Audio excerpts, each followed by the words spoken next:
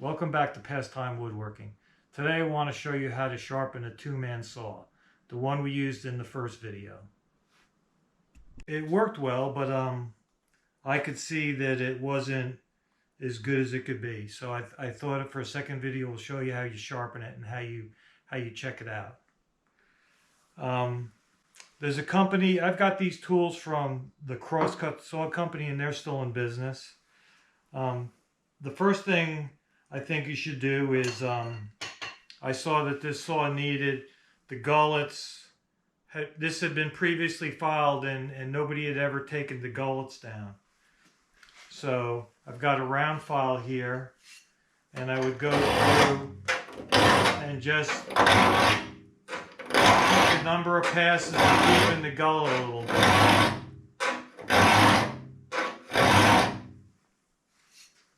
Not measuring, just by eye and by look of the condition of the saw. I deepen it a little bit, just so the teeth, if you didn't deepen the gullet, the teeth, as you filed, the teeth would just get shorter and shorter. And you'd lose your shape. The next thing you want to do is, you need to make sure all the teeth, all the tops of all the teeth are equal to each other. You don't want to have any high teeth or short teeth. And to do that, you could just do that with a file. And I've got this guide. It just keeps a regular flat file square. And I'm good. Actually, it's actually easier to use it backwards. And all I'm attempting to do is level the tops of the teeth.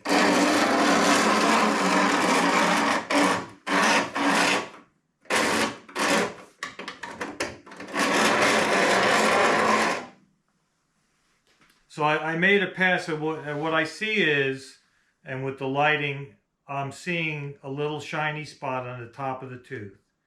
They were very sharp, and the first process is making them dull again, in a sense.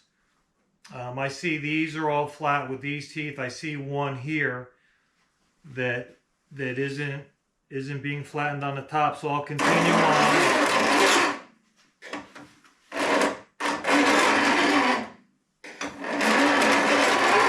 I might not go crazy with it, create more work, but I'll continue on till I get that. So once I see the top of the teeth filed, and it's a very small flat spot I've created, but it's there and it's visible. The next thing I need to do is make sure that the teeth are splayed all evenly and that the teeth are splayed the right amount. So here's another tool I purchased from Crosscut Saw Company. And this is a gauge for checking how far, what the set of the teeth is. And the proper set for a saw is, it's 1/3 the thickness of the saw steel. So you measure the thickness of the steel and you take 1/3 of that. And in this case, I believe when you buy these, they're not set up for any set. It's kind of like a spider, and what you do is you place it on a saw like this, and this, when you first get it, this spot here would touch the top of the tooth. So what you do is in this case I determined I needed about 30 thousandths.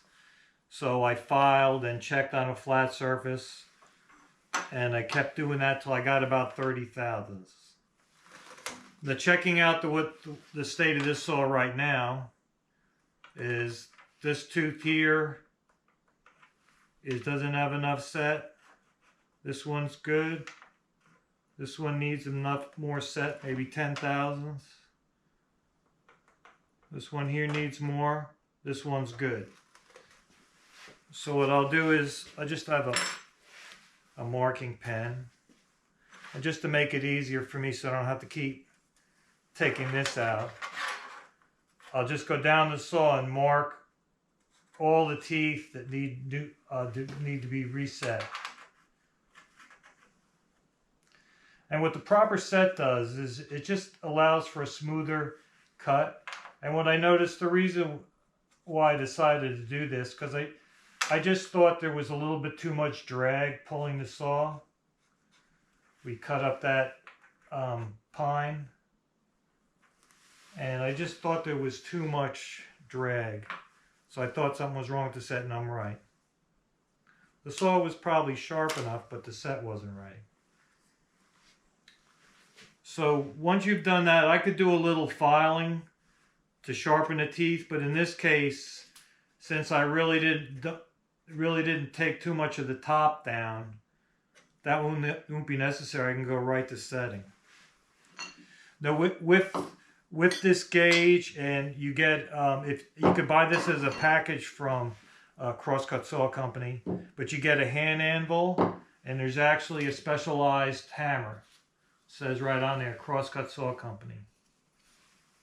I mean, I've had these tools. They're still in business, but I've had these tools more than 25 years. So what we're going to do with this is we set the anvil below the tooth, right about where the tooth starts from the bottom of the gullet, and you just hammer the top of the tooth. Now I've done this, a very, very old saw, and I've done this before, and I know that I'm not going to break a tooth, easily, which always is a risk with old saw steel. But in this case, I have enough faith that that's not going to happen. So I can actually give this a pretty good, and it's not, a pretty good tap if you want to say that. And then I'll take my gauge, and you got to go one at a time. I've still got a little more to go there. And all I'm doing is, just literally tapping. There, you could use a leverage tool, but I find this to be easier, and it's very accurate. You're not hitting very hard, and it's just a trial and error. So there I've got a tooth set the way I want. I've got them marked which ones need attention. This is the next one down here, and I'm just going to go ahead and tap that one over.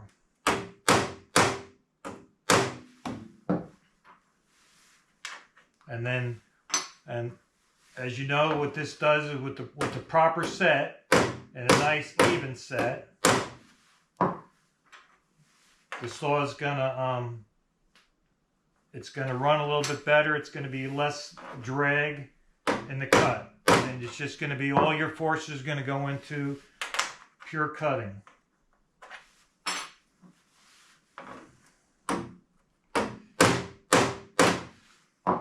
Too little set, and you would have, drag.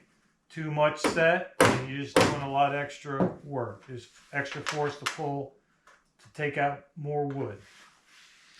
So you can see that was very easy to do. Maybe a little time consuming, because you gotta check each one individually. You gotta adjust the set. But it's very easy, it's very accurate, and it needs to be done.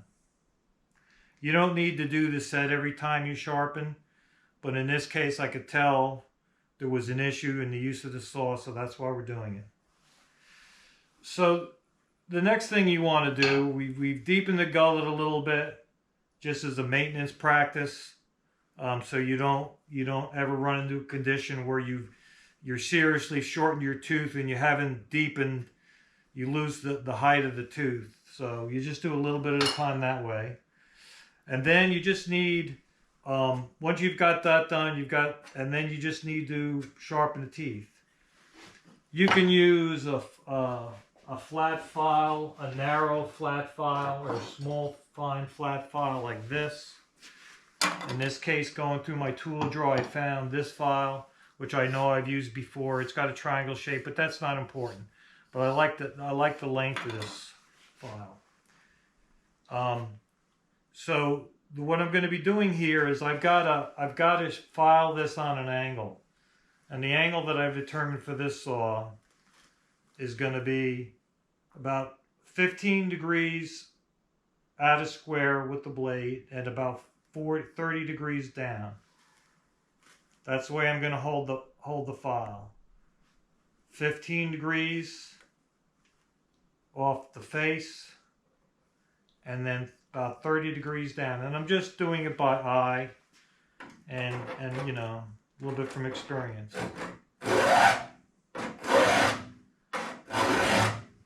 And since I've leveled the top of the teeth,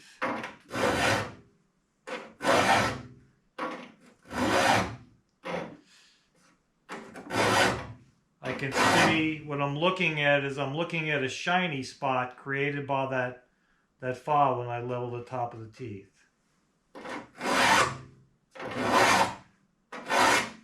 And essentially I'm just filing till that shiny spot disappears. And that's it.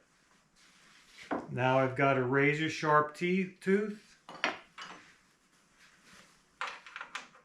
It's set correctly, and I'm filing on the teeth that are bent away from me. It's this one here. And that's about perfect, that tooth. So that's all that's involved. You have to have the tools. This is a saw vise I made, just took the plans off the internet. It's just a simple clamping device. You've got to have a good way to fix the blade to do this, and I do this with this saw vise. So, you know, this might seem a little tedious to do. It's really not. One good thing about you'll learn at Pastime Woodworking is hand tool woodworking, hand tools. It's very easy. Just if you run out of time in a session of work, you could just leave this and walk away. You got 5-10 minutes later on in the day, and you could just get going again.